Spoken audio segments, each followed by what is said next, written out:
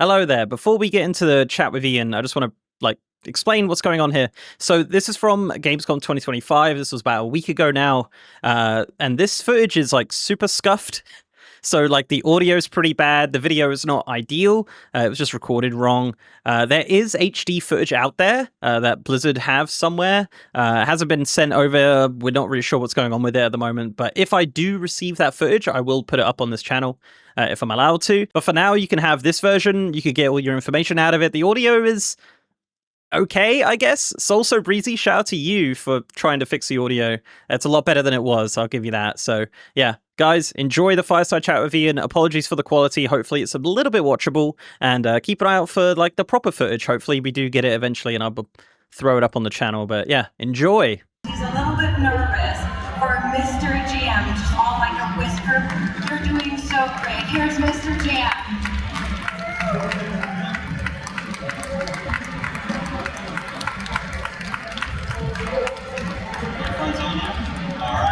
Hello, gamescom! How are we doing? Good. So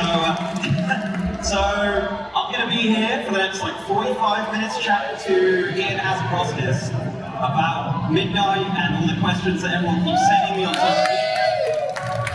Here's Ian. How you doing? Doing great. It's been an amazing week here at Gamescom, and excited to sit down with you and chat some more. Yeah. This is a fireside chat with no fires. We did ask. Let's keep it that way. Alright, so let's get into it. Alright. Hold. Alright, so 1 year ago, almost to the day, was we had a chat, we did an interview about War Within, and we're kind of a year out of that, we're kind of closing the chapter on that expansion. How do you feel it's gone from kind of a year ago to now? It's been an amazing ride. I think the team is really proud of what we've accomplished in War Within. I think War Within really represented the first, one of the first expansions that really was from the ground up design with modern game design philosophies from the World of Warcraft team. I think we saw a lot of it in Dragonflight, but War Within took that to another level. So I think the systems, the structure, the frequent content updates, I think the reactiveness to community feedback, doing things like significantly overhaul the Mythic Plus system, mid-expansion, to make sure everyone's happy. All of those, I think, are successes that we look back on. And I think we look ahead to Midnight, just looking to continue to level up. I don't think we're seeing huge problems we need to fix. I think it's more a question of how can we do more of what we're doing well, how can we do it better. Excellent, yeah, it's been good. The content cadence has been really quick, right? So I feel like we've constantly got something new and fun to do. How's that been from the development point of view? There have definitely been challenges, right? Just keeping up with it all. But I think we've really grown and restructured our team so that we can parallelize development more. We don't have to shuffle resources around and shortchange one part of the game to make the other better. I think that's something that we really learned from past efforts in frequent content updates, like Distant Pandaria and Legion were both expansions that had a good patch cadence and some great patch content. Unfortunately, that came at the expense of the next expansion, because we had to pull resources off one to serve the other. The way we have a team structure now, I think we can do both at a high level of quality without having to make compromises. Excellent. So, 1125 brings Legion Remix. Any Legion fans in there? Yeah, it's on the PTR if you want to go test it. It's really great.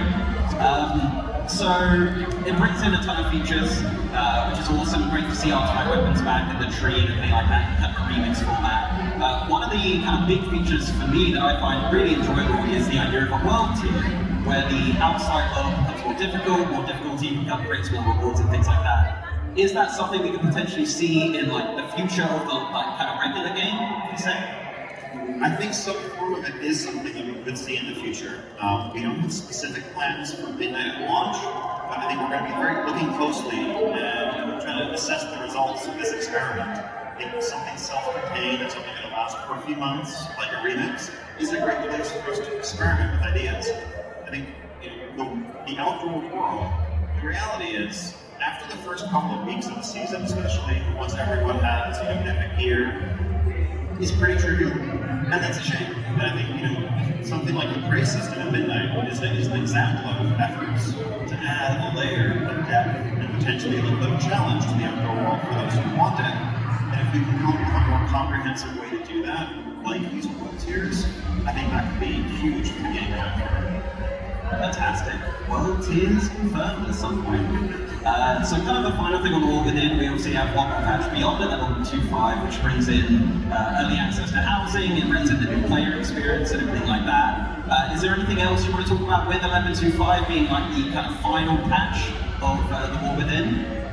Yeah, so 11.2.7, obviously, the centerpiece of it is going to be housing rolling out. Of course, for everyone who owns Midnight, you'll have your house at that point, but everyone else will be able to start collecting decor. So, in those last weeks of the expansion, you want to start going back and ticking off all the achievements that you've missed. I think that's going to be a fun way to close out War Within. We will have, some also, as well as the new player experience, we'll have the Lorewalking version of the War Within experience. People want a condensed version of it, as well as assorted smaller updates, holidays, and so forth.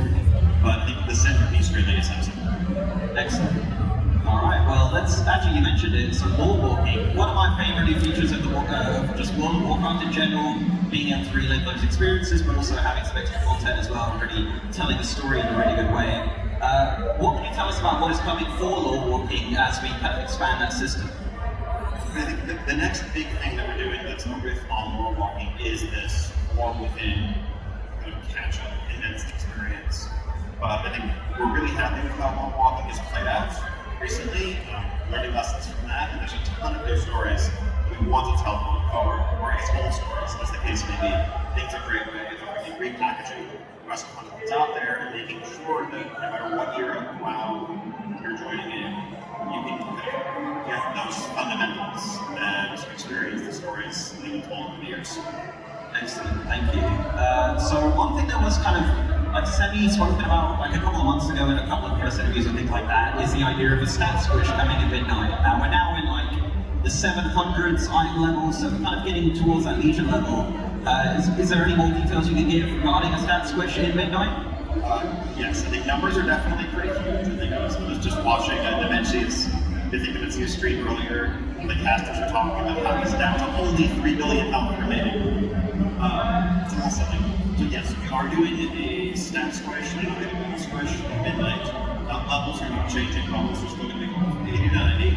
But it's going to work the way past swishes have, really just kind of compressing the unused item level ranges from Dragonflight, War Within, Shadowlands, and getting us back to high levels in the 100s, numbers that have 5 digits instead of 9 digits. Excellent. Is that pre-patch? Yeah, that'll come as part of the 12-hour expansion pre-patch. Brilliant. Perfect. So yesterday I did an interview and there was discussion, or there was kind of also a cool qubit, and he announced that there's going to be some Darkspear additional customization from completing the zul'aman story. Is there any other kind of race customization in the pipeline right now, potentially? Nothing specific nothing else for Midnight at launch, but I think we always want to keep adding depth and variety and self-expression options and racial customizations.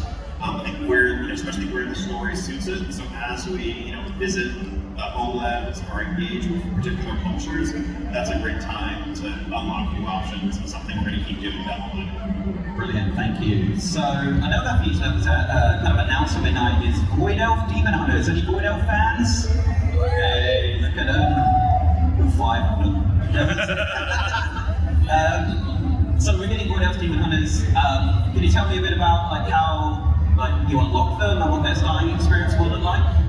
Yeah, I think there will be a fairly straightforward quest that you can undertake in Midnight that unlocks account-wide access to create a Void Elf Demon Hunter. It really explains how the Void Elves have come to, learn those arts and make those sacrifices and receive that gift in return. And then once you've done that, you'll be able to just create one. They already start at a higher level as an elf race, so you just kind of jump in the same way any Void Elf would and go from there. Excellent. Could that open the door for future Demon Hunters, perhaps? I think certainly could. There are likely to be other elves, but anyone can make a sacrifice if you. That's true. Okay, so a bit about zones, I guess. So with quel'thas being finally added to the Eastern Kingdoms map, we can literally fly from Booty Bay to Silvermoon, right? If you wanted to? Yes. That's excellent. Could we expect any other kind of visual updates to like Northern Lorewalking and things like that, perhaps? Here, we're really focused on, that northernmost part of Eastern Kingdoms, the areas of quel'thas, as what's being updated.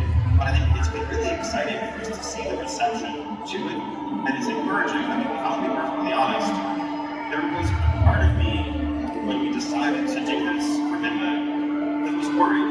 Like, would fans or players see this as somehow a pop-up? This kind of, oh, this is just rehashing old stuff. I want to go someplace new.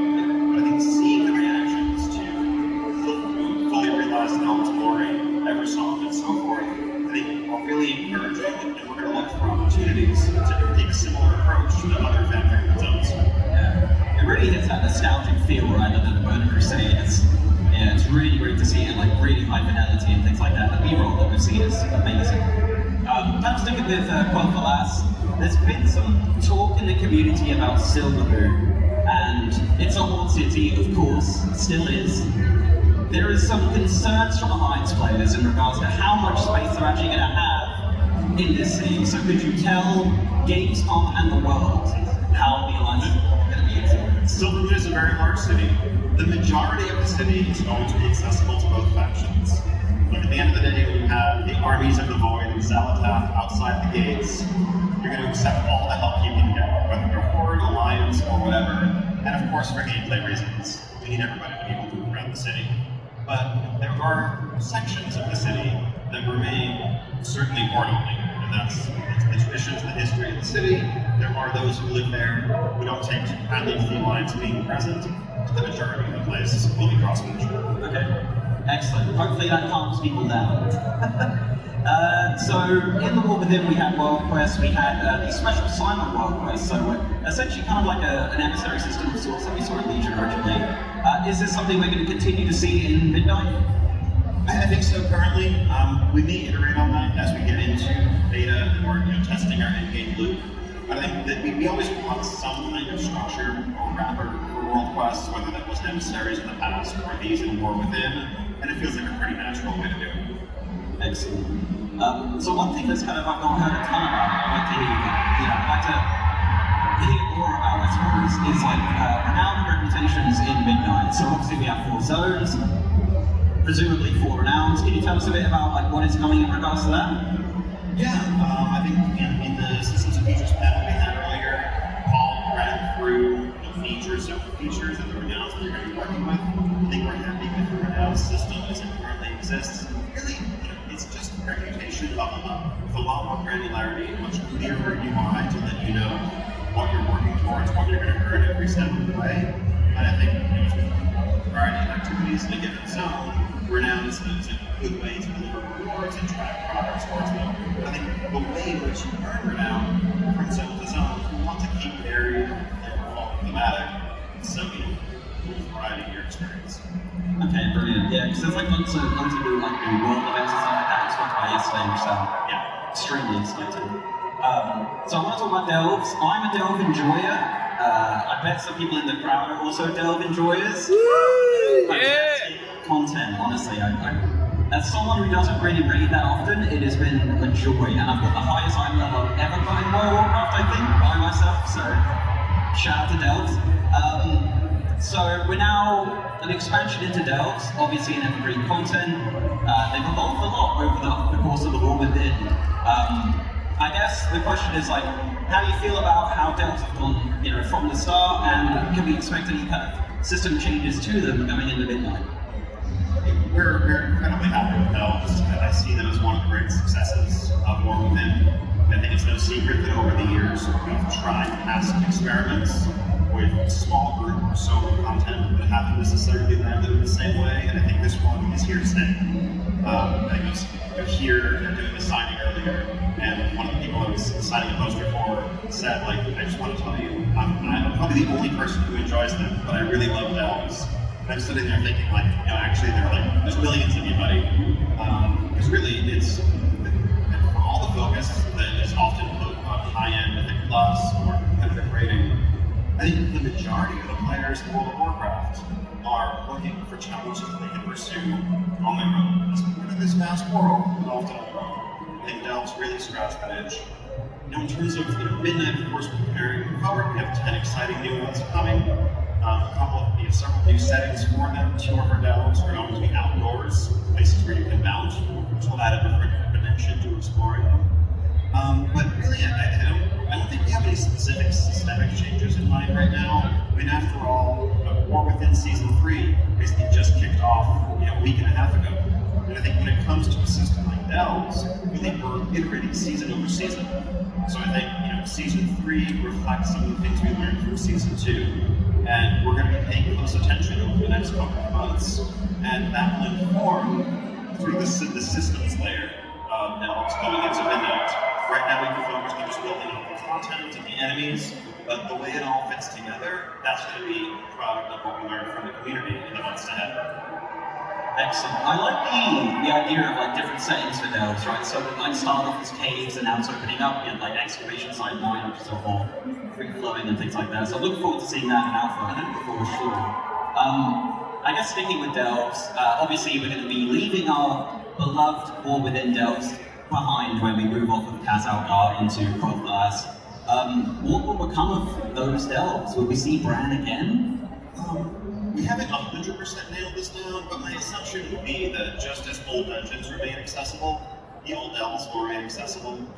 You'll be overpowered for them, but there's a whole bunch of achievements and things to do and to collect. There are quests that send you into the Delves.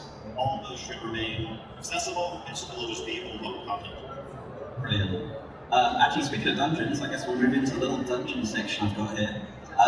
So, Mythic Plus Season 1 of Midnight. Now we obviously have 8 new dungeons. Presumably 4 of those will end up being in Mythic Plus. Do you have any updates on where we're at with the other 4 legacy dungeons, presumably? We haven't figured out the exact ones yet. I think that the team has really been focused on bringing the 8 new Midnight dungeons to completion. And then from there, we're going to figure out which 4 make the most sense to be the Season 1 dungeons. And then when we look at the legacy dungeons, those are kind of chosen to complement the modern dungeons in terms of size, structure, is it linear, winged? We want to make the dungeon cool as a whole, with a bit of variety. And so that's kind of the order of operations there. Okay, brilliant. I guess kind of a follow-up, I guess, on that. Like the legacy dungeons, obviously we've seen some Cataclysm dungeons rolling into the mix here and there, which they take a little bit more work, because obviously you kind of redesign a lot of bosses up to kind of 2025 sort of standards. Would there ever be a world where you would go further back than Cataclysm, perhaps? It's certainly possible. I think that as you go, the farther back you go, the more of a mechanical gap there is between how things were and what modern standards are. But that's fixable. I think the bigger challenge, honestly, at some point becomes just art and visual fidelity.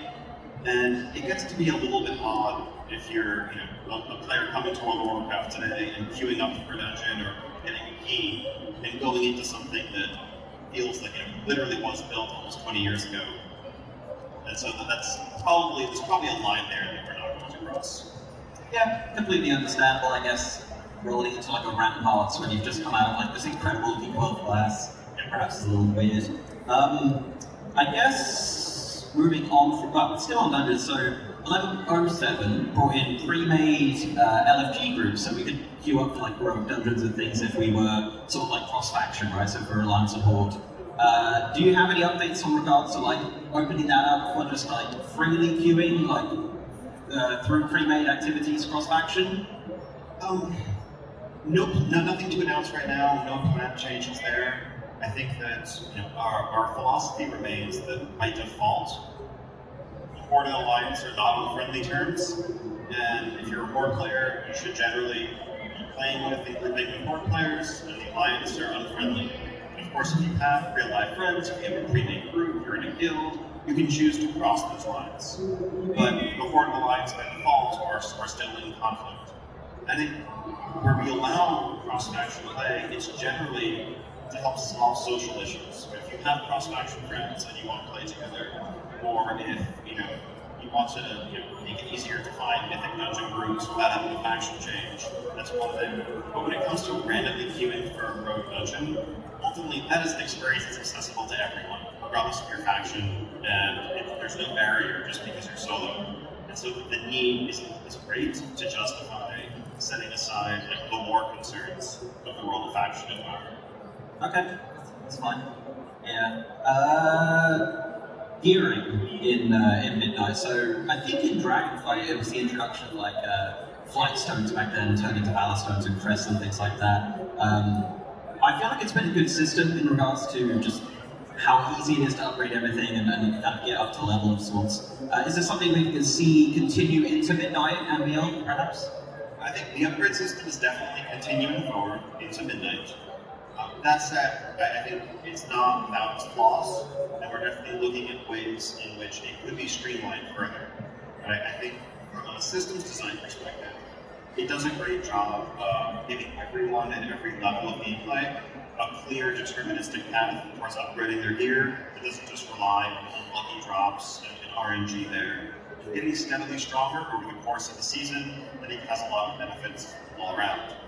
Now, it's also pretty complicated, particularly for returning players, newer players. It's like, wow, there's a lot of different names here. It's not necessarily intuitive how adventurer or explorer compared to veteran or champion. Like, these words don't necessarily have natural meaning to them. And we've definitely heard a lot of feedback from players around flight stones and kind of questioning whether they're even necessary in a world where you already have to go out and earn the crests to upgrade your gear.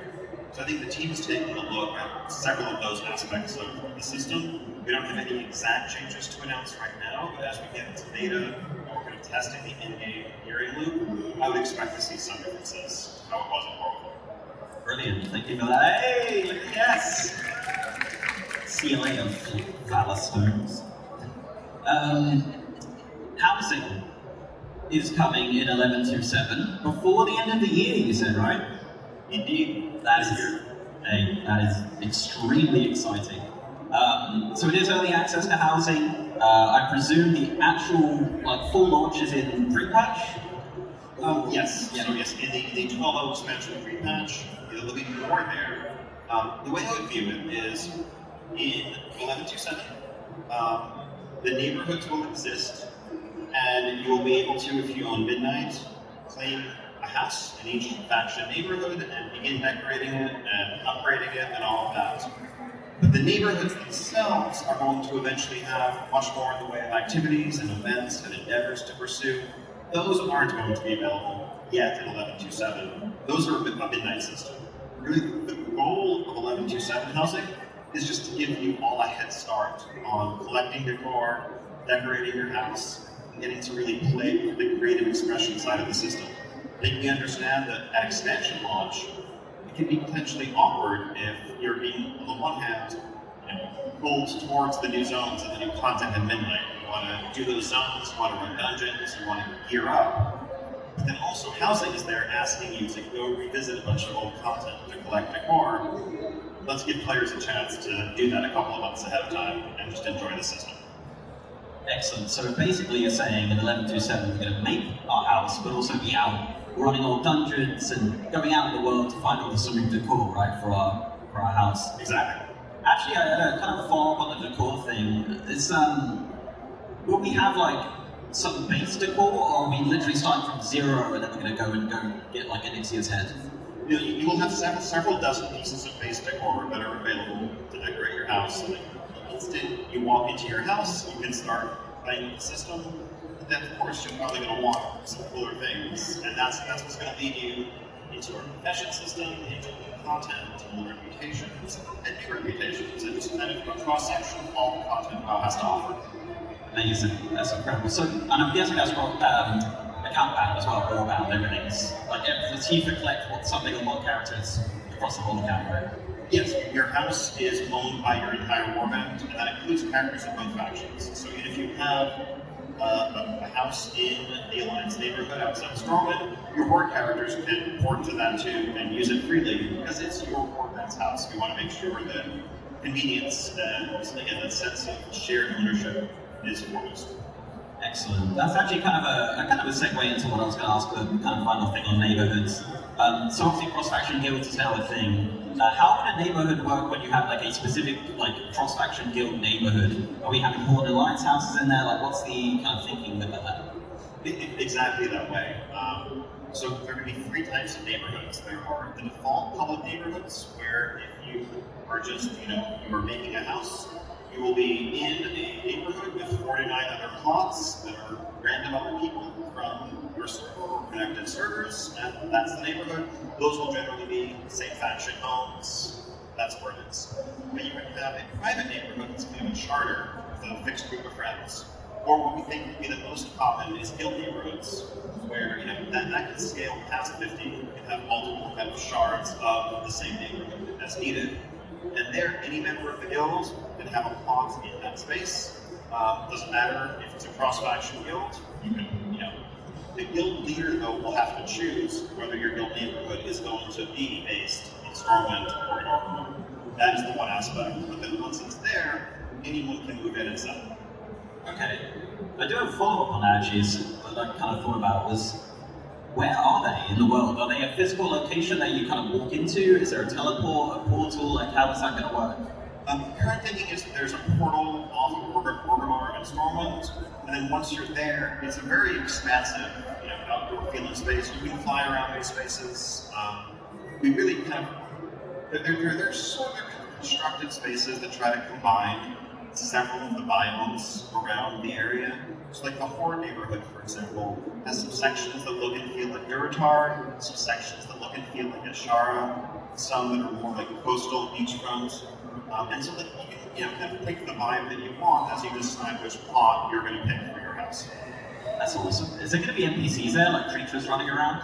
Tons and tons. And I think there'll be some just kind of inhabiting it in 11.2.7, but once we get to midnight itself, neighborhood should be bustling with activity. There'll be visitors coming by with different events going on, quests potentially, these shared endeavors that everyone who lives in the neighborhood can work towards. I think we really want these to feel like just a slice of life in Azeroth.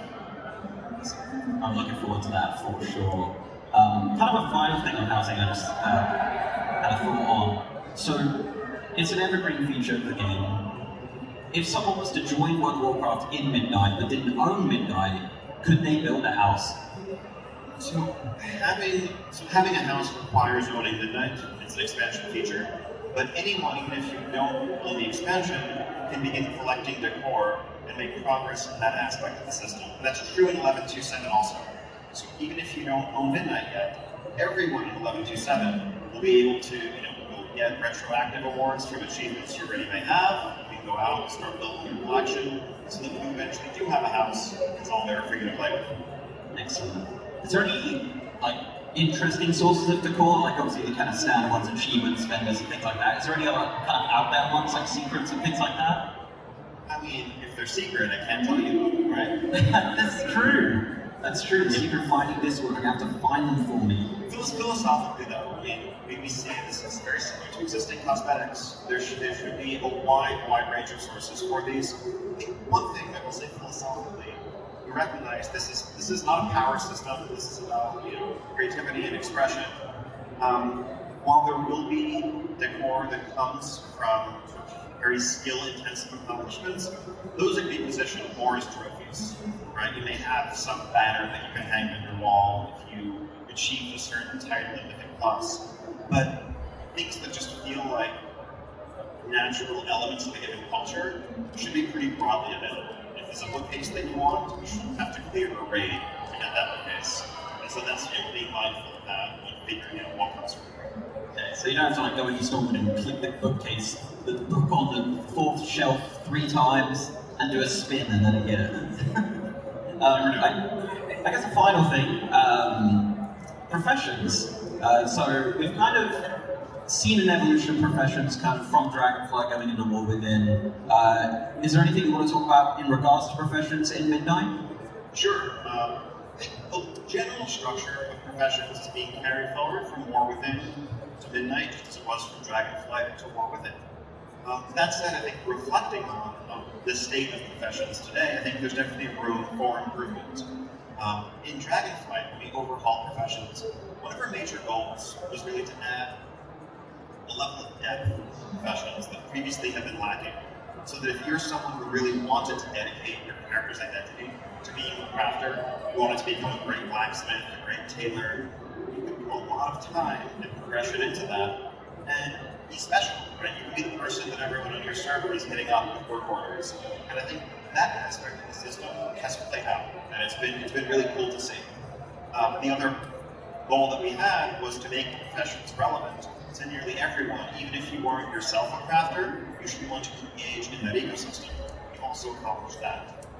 However, I think the amount of complexity in professions is probably on average higher than we want it to be right now. And what we've heard from many players is that they love the fantasy of professions, but it just feels a bit too overwhelming. And so I think we're looking to potentially differentiate professions from each other a bit more. Like there's a certain level of depth and customization that may make sense if you're a blacksmith making an item that someone is going to use for the next 5 months. I don't know if that same level of complexity makes sense when you're making a potion or gathering an herb, right? And so we like to kind of differentiate professions from each other a little bit more, so that if you're someone who wants to engage in trade skills, but doesn't necessarily want to go all the way down the rabbit hole, there are some options that feel more approachable to you. Fantastic, I love to hear it. I guess kind of a final thing on professions as well, like, there's a lot of decor through old professions, right? So like, and things like that, which is kind of cool. So guys, if you go and level your old professions right now, because it's going to be a lot to do, so definitely go and do that. Will we see like new materials coming in for like building different decor and things like that? So the main avenue for that is going to be an all-new resource called Lumber, which you'll be able to just gather out in the world like a standard gathering skill. Just grab a pickaxe from your neighborhood, or a logging axe rather, and just carry that with you. And you can gather lumber and use it to craft a wide variety of furniture and more. Amazing. So that's all I've got. That's everything. So thank you very much for your time, Ian. I really appreciate it. And everyone's super excited for Midnight. It's coming. Anything like that? Thank you for your questions. It's been a pleasure chatting. Thank you all for coming out. Really, it's been amazing being here at Gamescom these past few days, seeing people experience housing, especially hands-on. It's been so special for the team. Like for the last few months, we've seen internally what we can do with the system, and 100 of us or so have been tinkering with it, making our houses, making our rooms. But just over the last few days, I think we've had something like 6,000 people play the demo at this point, and seeing the amount of just complete creativity that people can come up with in just 15 minutes, it's amazing. I can't wait to see 1 million people get their hands on it in just a few months. But again, so excited to be here. We have a lot more information to follow in the weeks to come. Stay tuned for alpha news in about a month. And thank you again. Shout out to Ian.